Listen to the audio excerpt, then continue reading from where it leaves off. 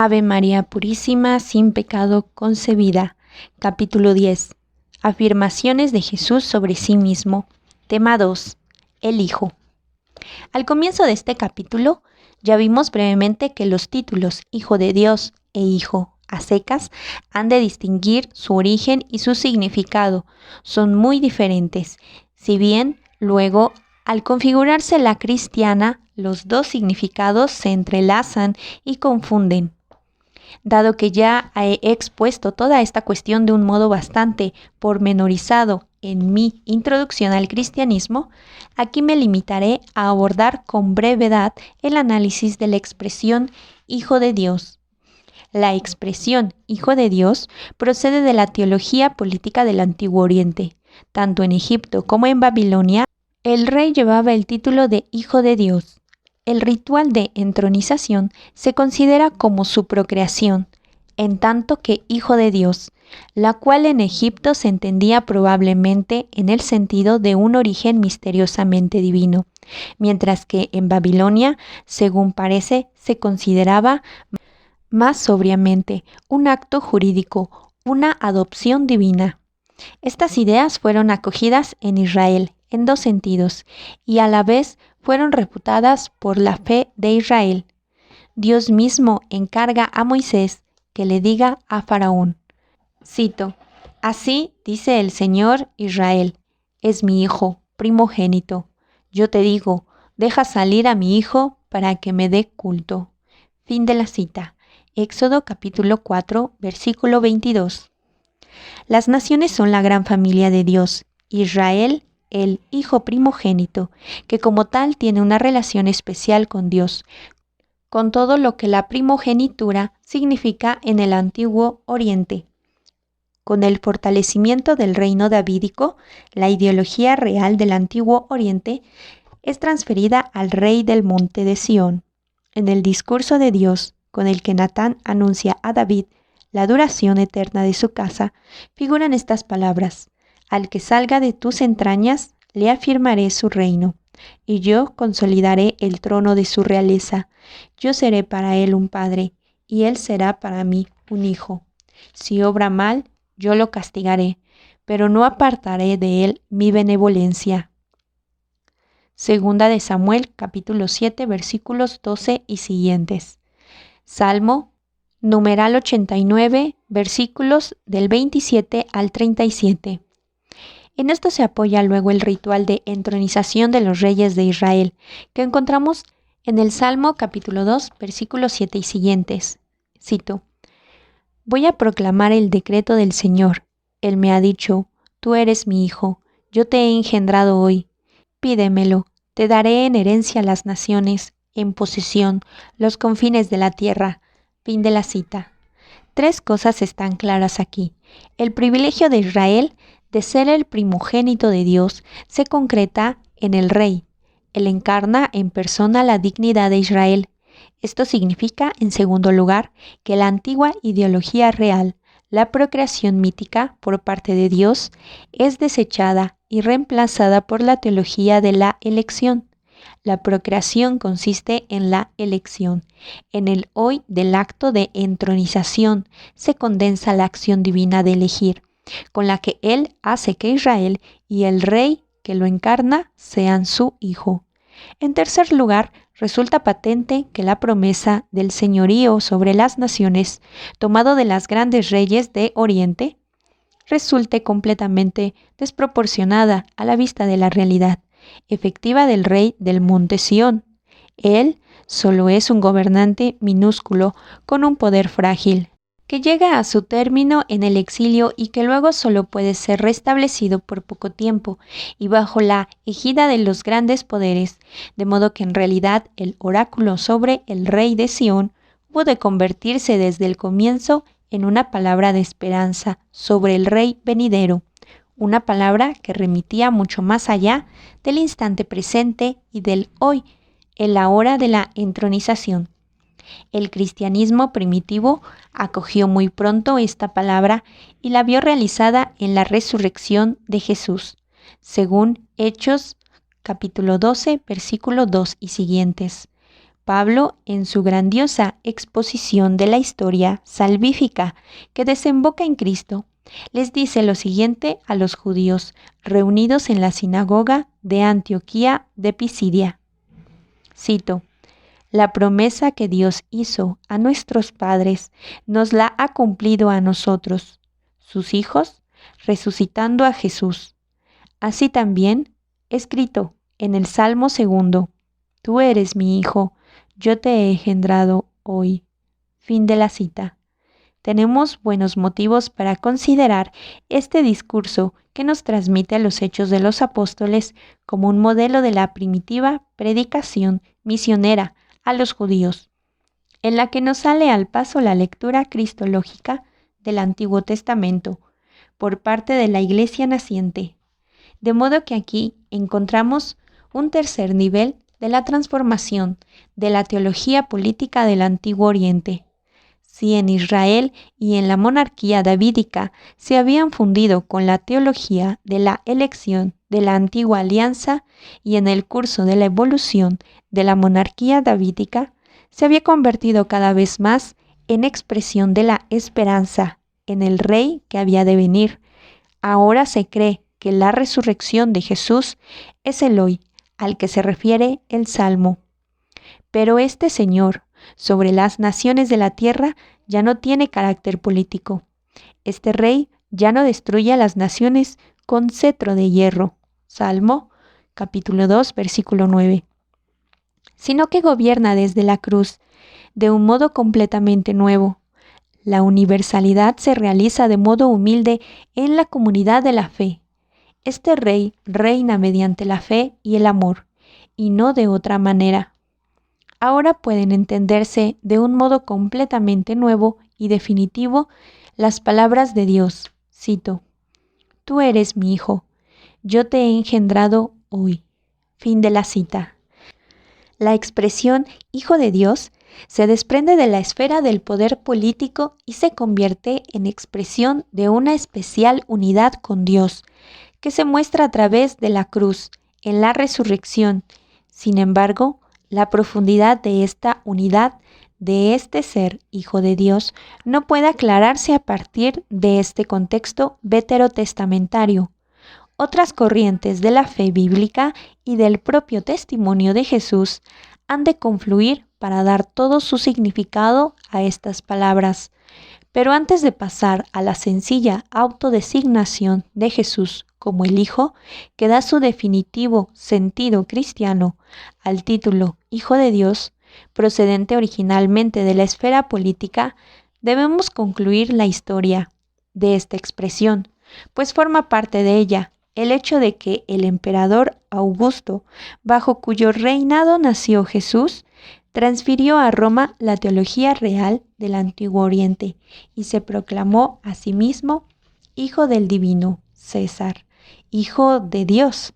Si bien esto se hace con una gran precaución en el caso de Augusto, el culto romano al emperador, que se inicia poco después, significa que la plena reivindicación de la filiación divina del emperador y con ella la exigencia de que se le adore como a un dios es asumida en Roma y pasa a ser obligatoria en todo el imperio.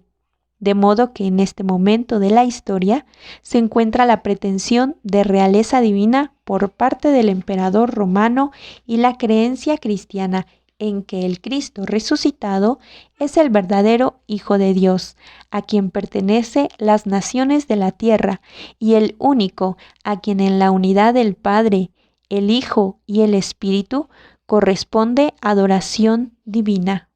La fe de los cristianos, que en sí misma apolítica y no existe poder político, sino que reconocen la autoridad legítima. Romanos capítulo 13, versículo 1 al 7, choca inevitablemente con ocasión del título Hijo de Dios, con la pretensión totalitaria del poder político del emperador y siempre chocará con los poderes políticos totalitarios, forzada a la situación del martirio, en comunión con el crucificado, que solo reina desde el madero.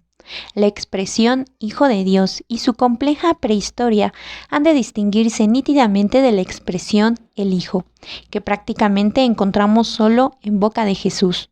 Fuera de los evangelios aparece 5 veces en la carta a los Hebreos, capítulo 1, versículos 2 y 8, y capítulo 3, versículo 6, capítulo 5, versículo 8 y capítulo 7, versículo 28, que está emparentada con el Evangelio de Juan, y una vez en Pablo, Primera de Corintios, capítulo 15, versículo 28. Referida al autotestimonio juánico de Jesús, aparece 5 veces en Primera de Juan y una vez en Segunda de Juan. Son decisivos el testimonio del Evangelio de Juan.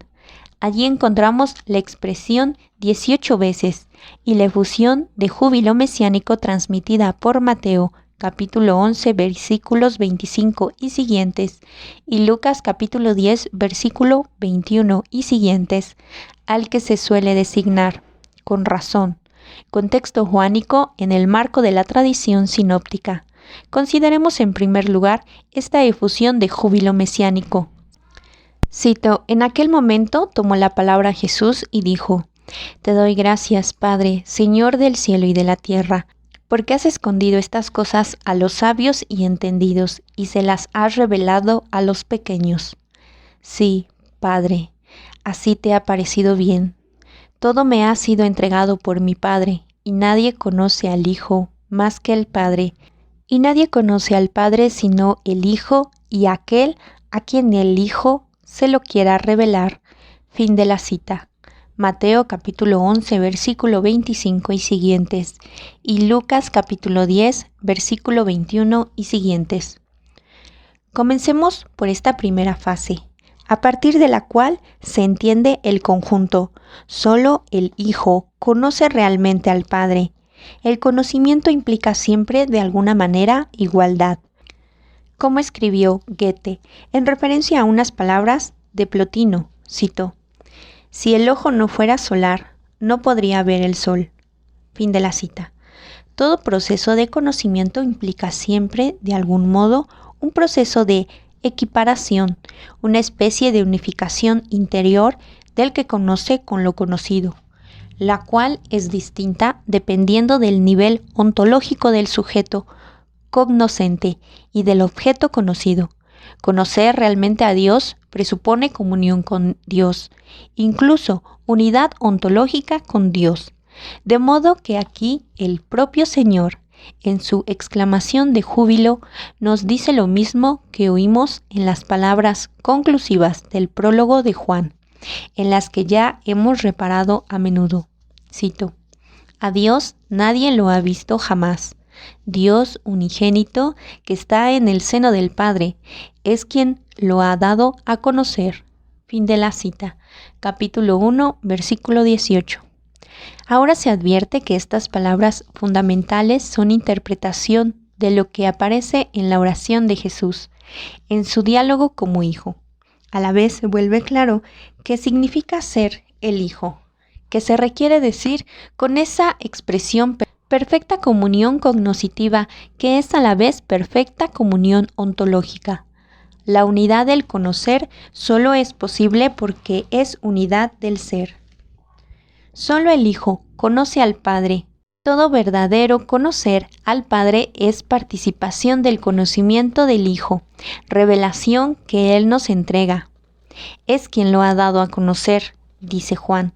Solo conoce al Padre aquel a quien el Hijo se lo quiera revelar. Pero ¿a quién quiere revelárselo el Hijo? La voluntad del Padre no es arbitraria. La mención de la voluntad de revelar por parte del Hijo en Mateo capítulo 11, versículo 27, remite al versículo inicial 25, en el que el Señor dice al Padre, cito: Se las has revelado a los sencillos. Fin de la cita. Si primero nos ha salido al paso la unidad cognoscitiva entre Padre e Hijo en el contexto de los versículos 25 y 27, se hace visible la unidad volitiva de ambos. La voluntad del Hijo es una con que el querer del Padre. Este es un motivo que atraviesan los evangelios. en el Evangelio de Juan, se destaca con especial énfasis que Jesús consiente por completo con la voluntad del Padre.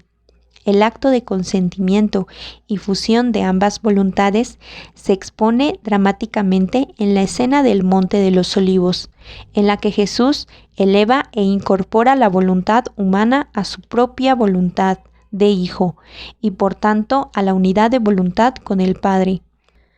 La tercera petición del Padre Nuestro tiene su lugar aquí. En ella pedimos que el drama del Monte de los Olivos, en el que se debate toda la vida y conducta de Jesús, se cumpla en nosotros.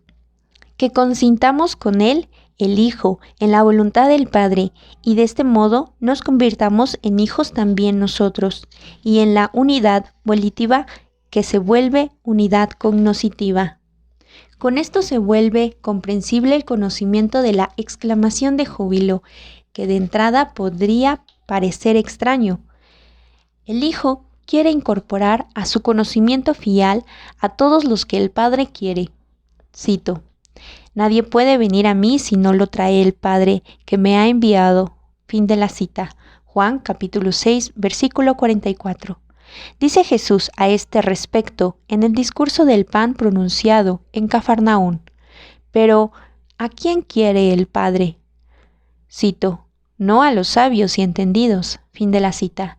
Nos dice el Señor, sino a los sencillos. Esto es, en primer lugar, simple expresión de la experiencia concreta de Jesús. No son los escribas los que se ocupan profesionalmente de Dios, quienes lo conocen. Ellos se quedan enredados en la maleza de sus conocimientos de detalle. La simple mirada al conjunto, a la realidad de Dios que se revela, les resulta imposible. No puede ser tan sencillo para quien sabe tanto de la complejidad del problema. Pablo ha expresado esta experiencia y ha seguido reflexionando sobre ella. Cito: Pues el mensaje de la cruz es necedad para los que se pierden, pero para los que se salvan, para nosotros, es fuerza de Dios, pues está escrito: Destruiré la sabiduría de los sabios, frustraré la sagacidad de los sagaces. Isaías capítulo 29, versículo 14. Y si no fijaos en vuestra asamblea, hermanos, no hay en ella muchos sabios en lo humano, ni muchos poderosos, ni muchos aristócratas, sino que lo necio del mundo lo ha escogido Dios para humillar a los sabios, y lo débil del mundo lo ha escogido Dios para humillar lo poderoso, de modo que nadie puede gloriarse en presencia del Señor. Fin de la cita. Primera de Corintios capítulo 1, versículo 18 y siguientes, y versículos 26 al 29. Cito: Que nadie se engañe. Si alguno de vosotros se cree sabio en este mundo, que se haga necio para llegar a ser sabio. Fin de la cita. Primera de Corintios capítulo 3, versículo 18. ¿Qué quiere decir este hacerse necio, este ser pequeño, que abre al hombre a la voluntad y por tanto al conocimiento de Dios? El Sermón de la Montaña nos da la clave, por medio de la cual se hace patente el fundamento interno de esta llamativa experiencia, y con ello el camino de la conversión, del abrirse para ser incorporado al conocimiento filial. Cito: Bienaventurados los limpios de corazón, porque ellos verán a Dios. Fin de la cita. Se dice allí, Mateo capítulo 5, versículo 8. Es la limpieza del corazón lo que nos hace ver. En esto consiste esa simplicidad extrema que abre nuestra vida a la voluntad reveladora de Jesús. Se podría decir también, nuestra voluntad ha de convertirse en voluntad filial. Entonces podremos ver, pero ser hijo significa existir en relación. Es un concepto relacional. Significa el abandono de la autonomía que se encierra en sí misma. Implica aquello que Jesús dice al hablar del hacerse niño. Así entendemos también esa paradoja, que en el Evangelio de Juan se amplía aún más, que Jesús, en tanto que Hijo, se subordine por completo al Padre, y que precisamente así esté completamente en pie, de igualdad con el Padre, que sea realmente igual a Él, uno con Él. Volvemos a la exclamación de júbilo, esta igualdad que encontramos explicada en los versículos 25 y 23 de Mateo capítulo 11 como unidad en la voluntad y en el querer, es enlazada en la primera mitad del versículo 27, con la misión universal de Jesús y referida de este modo a la historia universal. Cito: «Todo me ha sido entregado por mi Padre». Fin de la cita.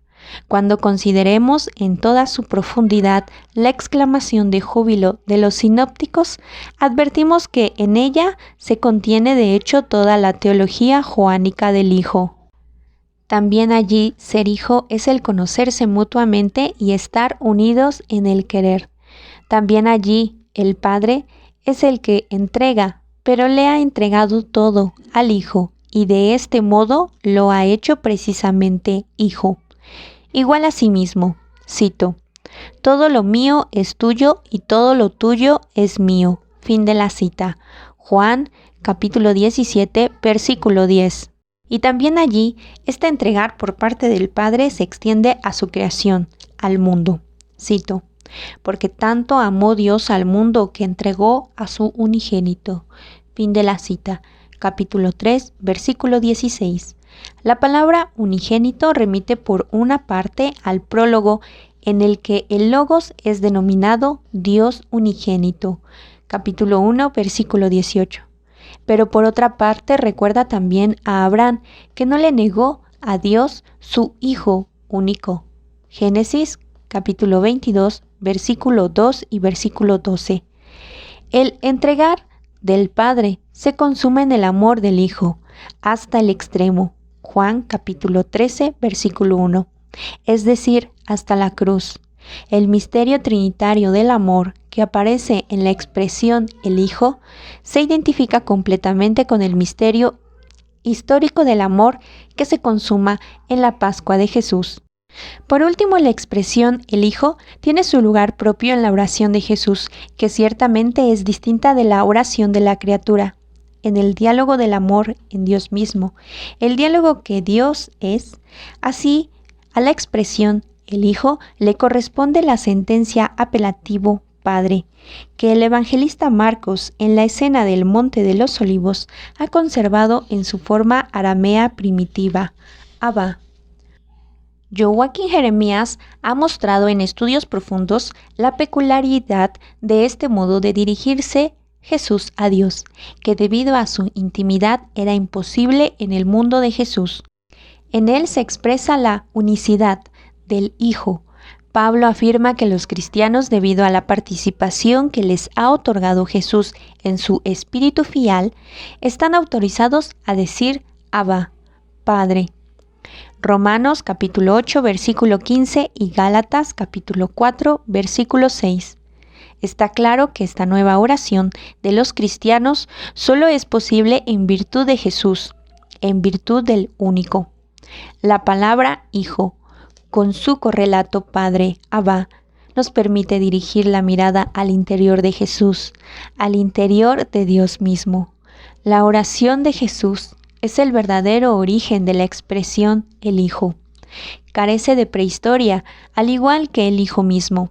Es nuevo y pese a ello, en él confluyen Moisés y los profetas. El intento de construir una prehistoria cristiana gnóstica de esta expresión partiendo de la literatura posbíblica. Por ejemplo, las Odas de Salomón, siglo II después de Cristo, y de hacer a Juan dependiente de esa prehistoria, carece de sentido si se respetan en alguna medida las posibilidades y límites del método histórico. La originalidad de Jesús es real, solo Él es el Hijo.